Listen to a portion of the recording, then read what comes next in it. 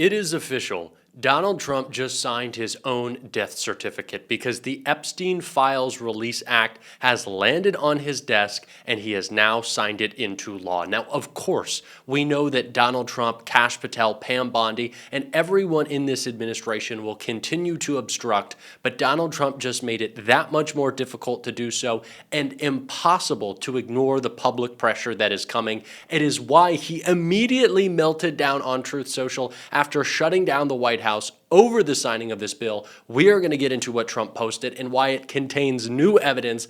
This is crazy tonight, but before we get into it all, if I could quickly ask you to leave a like on this video, and if you haven't already and you enjoy our channel, to hit that subscribe button because it goes a long way in supporting our work. Now, before we get into Trump signing this bill, and of course the insane post that he made, we have to start with the other breaking news tonight, which is that Trump shut down the White House and kicked out all press before he did so. So where is the bill? Is it at the White House?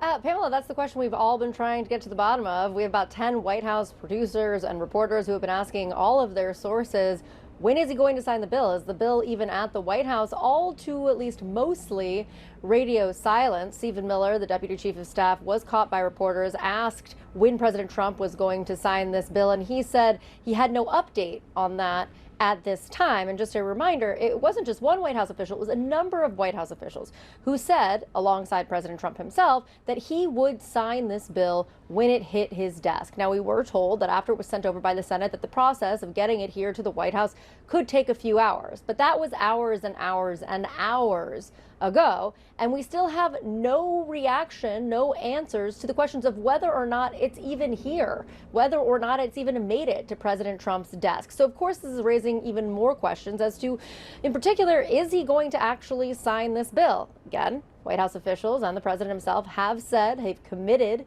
to him signing it.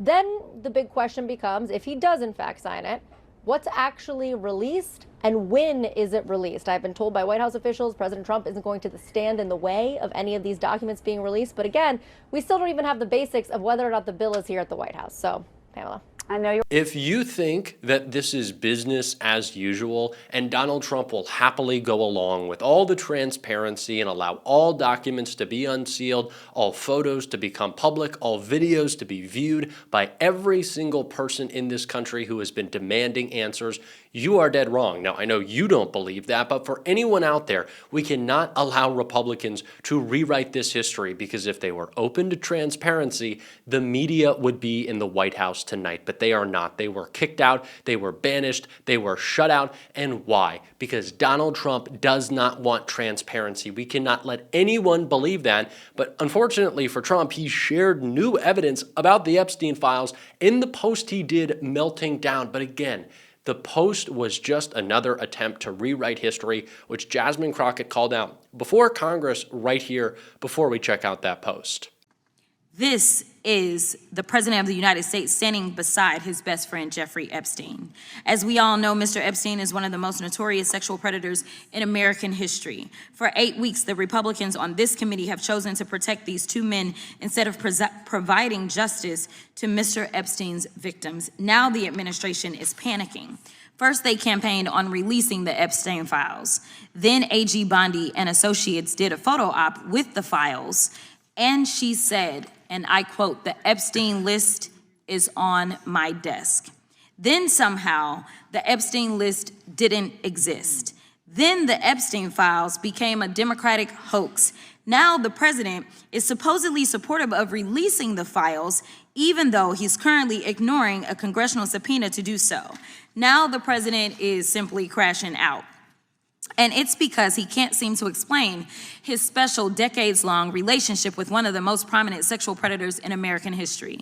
It's already public that he's in the Epstein files, but his administration is hiding the context of his involvement, if any, with Mr. Epstein's horrific crime. Republicans are going to try to get you to believe that they were always in support of transparency, that they happily allowed the bill to pass in the House, that they all went along with it in the Senate. And of course, Donald Trump signed it. So how could you say that he was blocking the Epstein files? How could you say we weren't for transparency?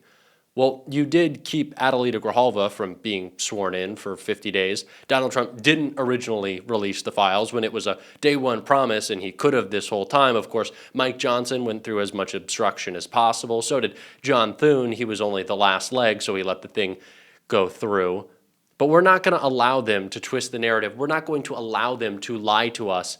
And it's pretty clear how panicked they are by Donald Trump's post right here. And buckle up, because it's a long one.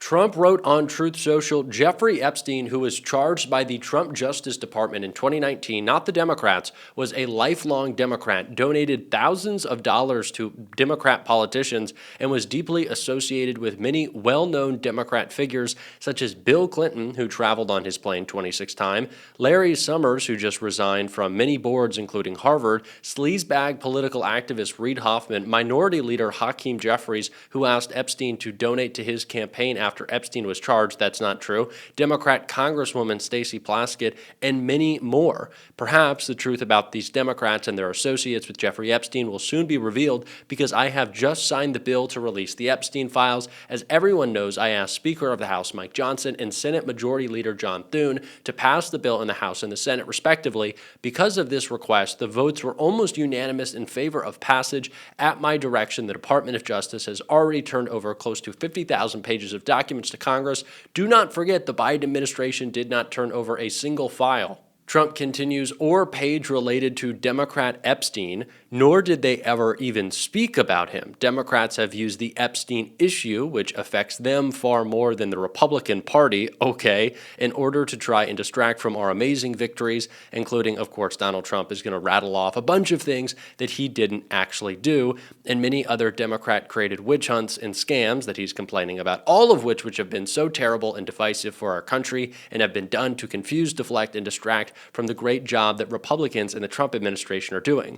The latest hoax will backfire on the Democrats, just as all of the rest have. Thank you for your attention to this matter. Make America great again. So, yeah, I'd call that a little bit more than a doozy. I might as well add, as I think a couple of people have recently, that when Donald Trump was hanging out with Jeffrey Epstein, he was a self-proclaimed Democrat. Not that I ever really bought that. So when Donald Trump says that Jeffrey Epstein loved hanging out with Democrats, you're telling on yourself there, buddy. But again, this is the rewriting of history that Donald Trump is already engaged in. He is saying that the House and the Senate voted to release the Epstein files because of him, because he told them to. I will say it again and again and again. It is not because Donald Trump told them to.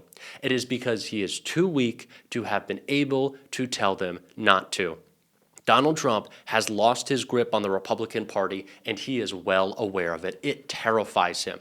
The base has fractured. All hell is breaking loose. No one will listen to Donald Trump, and no one will listen to Mike Johnson, because where does he get his authority from? No one respects Mike Johnson. He is simply Donald Trump's puppet. And the fractures in the House of Representatives, with the very small majority that they have, they are too much for Donald Trump. This has effectively ended his term.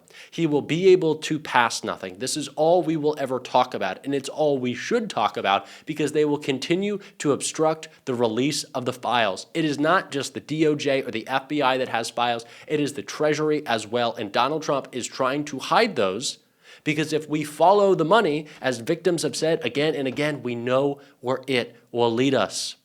It'll lead us to the check that Donald Trump gave Jeffrey Epstein for a woman, if you remember that. It will lead us to more Epstein associates who I'm sure will tell us more about Trump.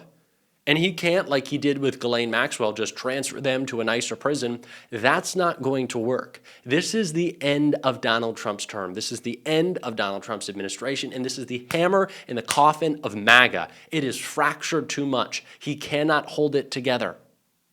And now is the time to keep on fighting them, because they are not only fighting themselves, but they are fighting for their lives. And what comes next, because they don't know, all they know is that it is over for Donald Trump. I am not exaggerating when I say that. This is a significant turning point.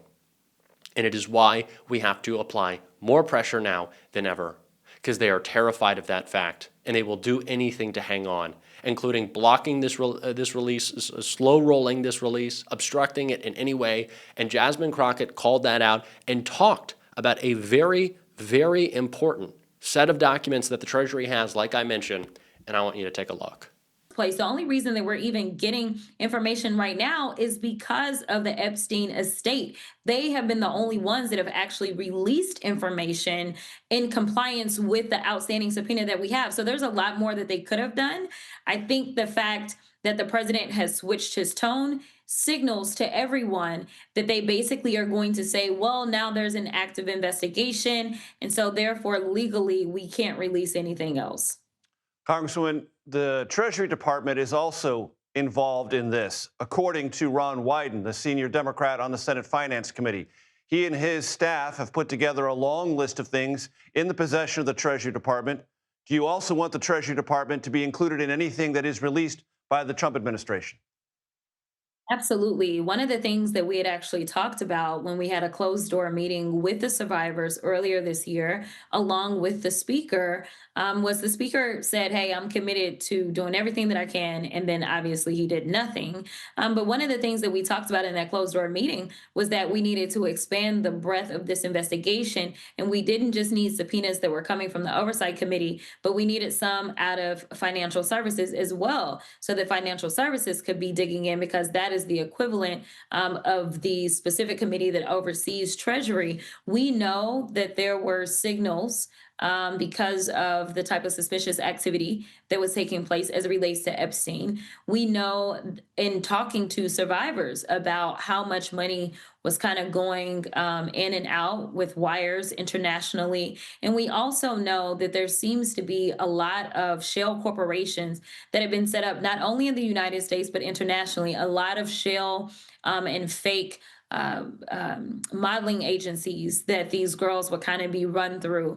We also had been told that there had been a mechanism to make sure that they could get immigration papers that were not necessarily had not necessarily gone through the proper vetting and done correctly, as well as some fake marriages. So there's just a lot. And the thing is, you can't pretend that this sophisticated system was only reliant upon two people. Yes, these two people may have been at the top, but with the level of sophistication, I'm just not sure that there's still not activity that is going on. And that is why this matters even today. I know you went back to the 90s, and yes, you're right. There has been a miscarriage of justice for so many decades. But the question is, by ignoring this, are we still allowing for those same loopholes to make sure that children and women are being victimized today? We know what Donald Trump is going to do in the next 30 days, and we know what Donald Trump isn't going to do, and that's give us the full release of the Epstein files. It's just not going to happen.